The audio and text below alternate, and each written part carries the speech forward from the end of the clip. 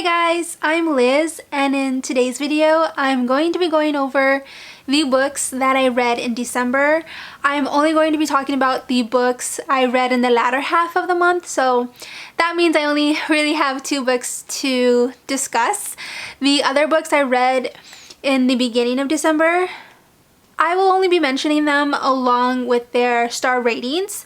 So go check out my mid-month wrap-up for more of my thoughts on those books. It'll be linked in the description. So let's get started. The first book that I want to talk about turned out to be one of my favorite books from last year, and that is A Cuban Girl's Guide to Tea and Tomorrow by Laura Taylor Namey. So in this book we follow 17-year-old Lila Reyes. And at the very start of the book, she is dealing with a lot of stuff. A couple of things happen to her to set her off on a self-discovery journey. So at the very beginning of the book, her boyfriend dumps her. Her best friend leaves to Africa to do some volunteer work without telling her. And her abuela unfortunately dies. So her abuela's bakery is called La Paloma, and it's very special to her. Now, with her abuela gone, she plans to take on the responsibility of running the bakery herself. But before she can do that, her parents think that the best way to help their daughter process her grief and emotions is by sending her to Winchester, England for the summer, where she'll be staying with some family at an inn that they own. So with her future plans now altered, and with all her plans basically thrown out the window, she has a chance to start anew in a different country. Her mental state is fragmented, and she has to sort of pivot away from that life she knew in Miami and try to adjust to a life without the people she loves.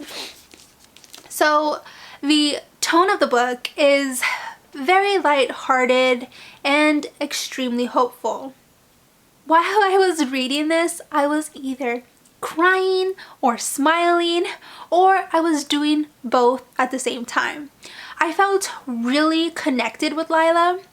When she would think back on her abuela, it just tore me to pieces, because it's really painful to remember times with people who you love and they are no longer there. To me, I feel like she's a very strong character that deals with abandonment, and instead of letting sorrow overtake her, Lila turns to running and baking to help her process and grow and learn how to cope with relationships that come to an end.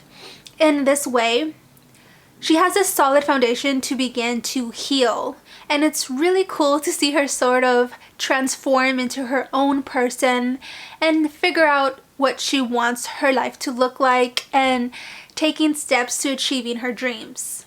The setting was so perfect. It just made the book feel that much more cozier, especially when you add in all the food and yummy baked goods. Lila is a really talented baker, and she learned all she knows from her abuela, and it was really nice to see how she infuses her Cuban culture into her baking. She thought she knew what her life would look like, but the more time she spends in England, the more she wants to expand her dreams and just make her dreams bigger. That was really inspirational. So she tacks on some new goals and sets it aside because her heart is still tethered to Miami. The entire time she's torn between the life she led back in Miami and the life she started in England. Thus, her heart is essentially in 2 different places, and she must really self-evaluate what she wants and really think about which path to take. And that love interest guy is just a sweet bonus. His name is Orion Maxwell, and Lila meets him in England. He sells tea, and he's just this typical English guy. He's sweet and just pretty much a gentleman. So when he shows her around England, They do all this romantic stuff like stargaze and have picnics. And Orion's reaction when he would try her food, it was just so funny because her food is bomb, and it just made me really hungry. I also like seeing her forge new relationships in England and finding a different part of herself. The book really highlights how uncertain the future is, but just, you know, just to like roll with the punches. This book was very satisfying and I was really impressed with it. Like overall, really impressed. I think this book was just right up my alley. I absolutely loved it. I love seeing Lila's journey unfold, and I love seeing her transform and make mature decisions for herself. And ultimately, I gave this book 5 out of 5 stars. The other book that I was able to finish was Dawnshard by Brandon Sanderson. So this is a novella in the Stormlight archive, and you're supposed to read this after Oathbringer. So in this novella, Queen Navani sends a ship on a mission to do some reconnaissance and report back what they've learned. So we follow our main character, Rison. Is it Rison or Rison? I'm just gonna say Rison. So she's the owner of this ship, and Rison has lost the ability to use her legs. So she has to rely on other people to get around, and she hates that feeling of being a burden to others. So the whole time she's having this internal struggle with herself, and she faces a bunch of challenges that she tries to overcome. I thought it was really neat how in the beginning of the book she would write to other women who also lost the function of their legs, and I just loved reading from her perspective and seeing her grapple with her old insecurities by setting boundaries and getting outside of her head and thinking like a merchant to see what people needed. I think her mindset was sort of like fake it till you make it. One of my favorite characters from the Stormlight archives is Lopin. So I was super thrilled to read from his hilarious perspective. I was laughing so hard at a specific part that happened. It was just so funny. I liked how Lopin and Rison bonded because Lopin could relate to Rison and her struggles.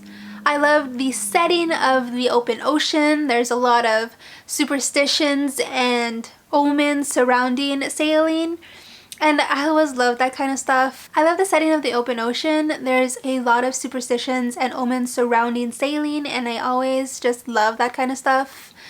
There's a lot riding on this mission for Rison. She needs to help her pet. I think it's her pet or something like that, but all the omens that mysteriously pop up seriously threaten to halt the mission because the crew might decide to mutiny. So overall, this was really a fun adventure story with a lot of great representation in regards to people with disabilities.